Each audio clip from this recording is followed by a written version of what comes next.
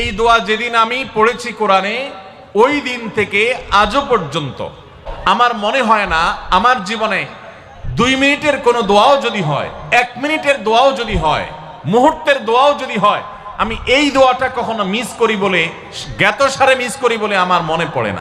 এই দোয়ার সুফল আমি নিজের চোখে দেখেছি, আমি নিজে ভোগ করছি।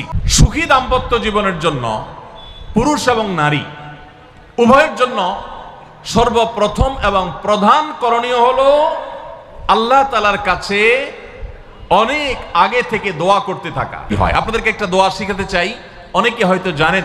সূরা ফুরকানের 74 নম্বর আয়াত। সূরার নাম কি বলেছি? ফুরকান। আয়াত নম্বর কত বলেছি? 74। এজন্য আপনাদেরকে আমি বলতে চাই, বিবাহিত হন কিংবা অবিবাহিত হন, আপনার দাম্পত্য জীবনের সুখের জন্য সর্বপ্রথম এবং প্রধান করণীয় হলো এই দোয়া।